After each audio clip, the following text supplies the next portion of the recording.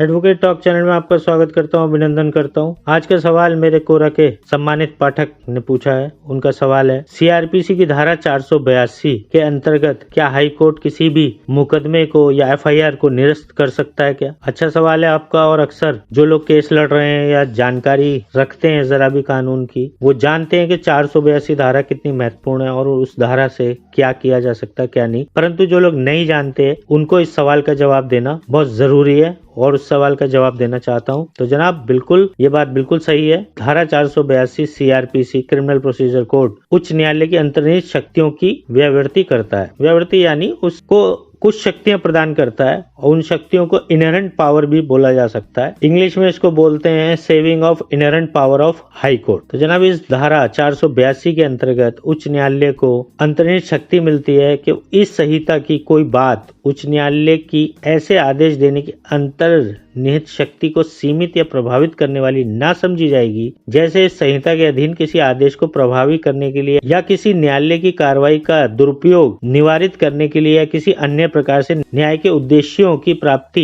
सुनिश्चित करने के लिए आवश्यक हो। इस बात को अगर आसान भाषा में समझा जाए तो 482 धारा जो है वो जो सीआरपीसी की है ये कहती है, अगर कहीं भी कानून का दुरुपयोग हो रहा है, चाहे वो किसी केस के द्वारा हो रहा है या किसी भी माध्यम से हो रहा है, किसी ने आपके खिलाफ झूठी एफआईआर करा दी, पुलिस ने आपके खिलाफ गलत चार्जशीट फाइल कर दी, या किसी भी स्तर पर आपको ये महसूस देता है कि अदालती कार्रवाई आपके विरुद्ध सिर्फ इसलिए की जा रही है कि उसका दुरुपयोग किया जा सके या आपको परेशान किया जा सके या परेशान करने के लिए किसी ने आपके खिलाफ झूठा मुकदमा दायर कर दिया और उस मुकदमे को खत्म कराने का आपके पास कोई रास्ता नहीं है, क्योंकि लोअर कोर्ट के अंदर तो आपको उस मुकदमे को बकायदा फाइट करना पड़ेगा, लड़ना पड़ेगा। पहले दूसरा पक्ष जिसने आपके ऊपर आरोप लगाए हैं उसको मौका मिलेगा, वो आपके खिलाफ सबूत देगा, गवाह देगा, उन गवाहों की पेशी होगी, उसके बाद कहीं जाकर आपको डिफेंस का मौका मिलता है, तब आप अपने बचाव में गवाह सबूत पेश करेंगे और तब कहीं अंत में जाकर अदालत एक निर्णय पे पहुंचेगी जिसके अंदर आपको दोषी या निर्दोष साबित किया जाएगा।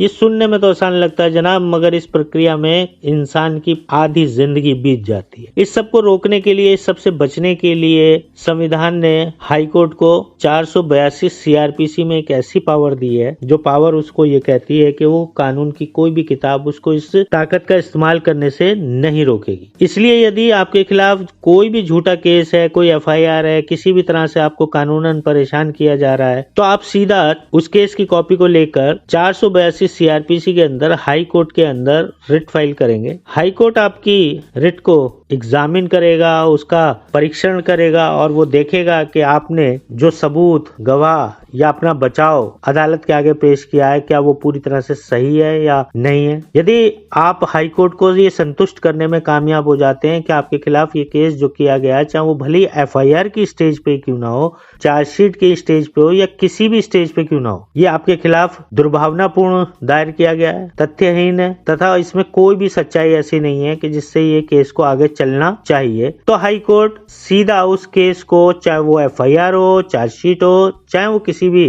प्रक्रिया में हो या किसी भी स्टेज पे क्यों ना हो, उस केस को निरस्त कर देगा। निरस्त करने का प्रभाव ये होगा कि वो केस उसी स्टेज पर पूरी तरह से खत्म हो जाएगा। आपको केवल हाई कोर्ट के आदेश की कॉपी लाकर अपने केस में, अगर वो एफआईआर की स्टेज पर है तो थाने में आपको देनी होगी और वो उसी वक्त केस को पूरी तरह से खत्म मान लिया जाएगा, क्योंकि हाई कोर्ट को इनहेरेंट पावर है, अंतर्निहित शक्ति है कि वो किसी भी केस को जिस भी स्टेज पे क्यों ना हो उसको निरस्त कर सकता है या जैसा भी वो कानून अनुसार उचित समझे वैसा आदेश उसमें दे सकता है। आमतौर पे अगर आपने बहुत अच्छी तरीके से केस रिप्रेजेंट किया है, आपके वकील काबिल हैं, तो वो केस निरस्त हो जाता है और आपको उसी समय उस कानूनी मुकदमे से छूट मिल जाती है, पूरी तरह से आपको निजात मिल जाती है। आप रिलैक्स होकर अपने घर बैठ सकते हैं, आपको कोई जमानत कराने की आवश्यकता नहीं, किसी भी तरह की और कानूनी कार्रवाई आपके विरुद्ध आगे नहीं बढ़ सकती, क्योंकि हाई कोर्ट ने उस कार्रवाई को निरस्त कर दिया है। तो उम्मीद है जनाब आप 482 में हाई कोर्ट की अंतर्निहित यानी इनहेरेंट पावर को